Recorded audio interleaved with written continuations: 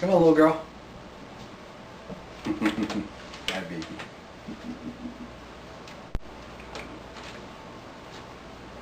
Hi, this is Atco and the little girl. I want to talk about a little short-lived but interesting recording media that came out in the very early 1930s called Durium records. In 1930, all the records were being made by a media called shellac. They sold for about 50 cents to $1 a piece, and that was in 1930 money, which would be 10 or 15 times that today in today's money. Shellac, the media was a very hard stuff, and it could shatter very easily if it dropped, and it used a lot of needles because the media was so hard, the needles would wear out real quick. But they made 78s for years and years and years, and we loved them. But there was another inventor who thought there might be a better idea. His name is, he was a professor of Hal T. Beans from Columbia University. And he developed his Durium process for making flexible records using a blend of paper and resin. He patented his process along with Joseph Riley in 1930. His claim was that the Durium records would last longer than the old ones. They would sound better. They wouldn't wear out the needles like the shellac did. And he thought that they would produce a better sound. But even more than that was that they were cheap. They were cheap to make and cheap to sell. Here's one. Look at it. It's so thin. I mean, it's almost paper-wise, that thin. Yet it's strong. There's it's one side of the record, one-sided, where they put the record on it, and on the back side, quite often they would have a picture of the artist that was going to play.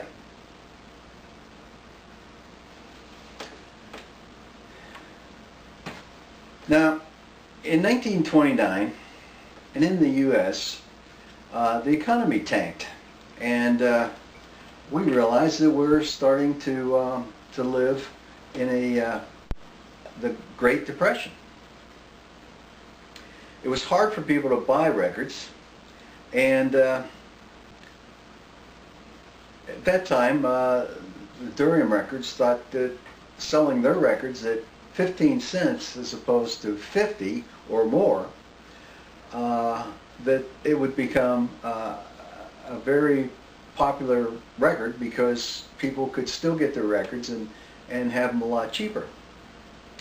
He also found a way to save some costs by distributed these using newsstands as opposed to different record stores.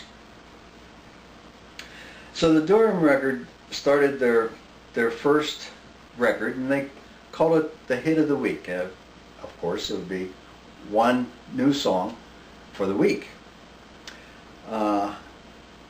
It was very popular. It started initially, it was very successful, and they were selling 500,000 of these records each week.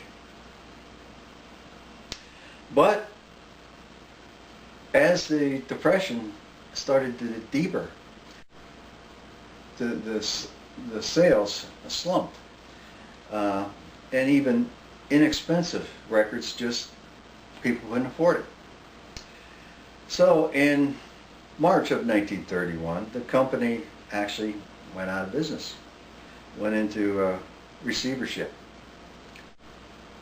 But a few months later, after that same year, the company was purchased by an advertising agency, and they were able to put out new records again of the hit of the week.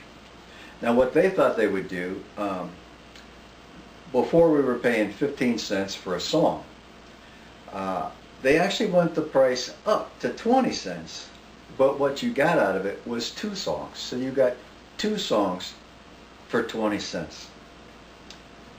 Unfortunately though, even with that, by 1932, the depression kept getting worse, and the profits started to drop, and even that they had to close, and the last hit of the week record came out about the middle of 1932.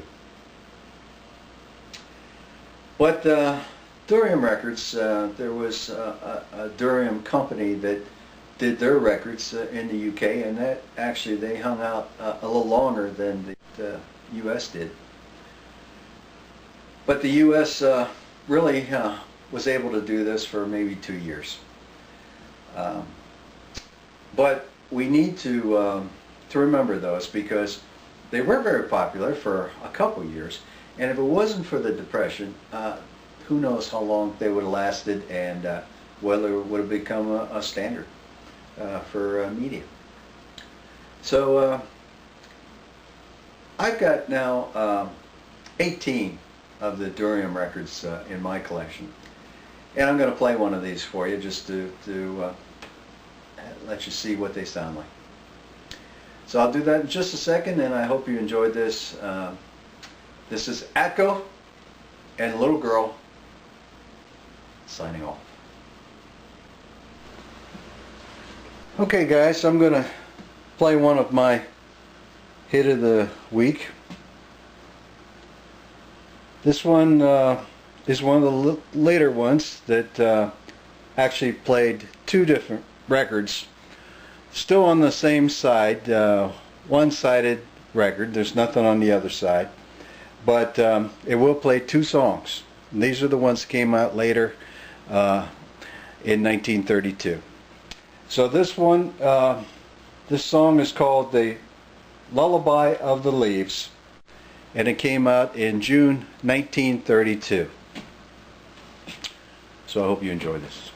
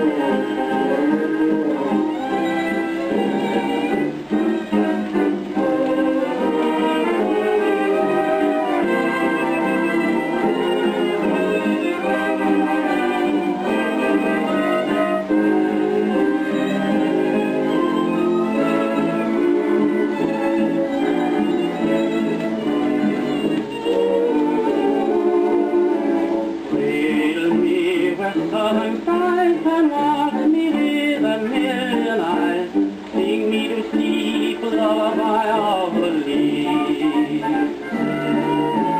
Cover me with heaven's blue and let me dream a dream or two. Sing me to sweet lullaby of the leaves. I'm breezing along with the breeze. I'm hearing a song so good me too. That kind that'll be caressing the shore, familiar to me, I've heard it before. Ooh, that southland adore, I feel it in my soul.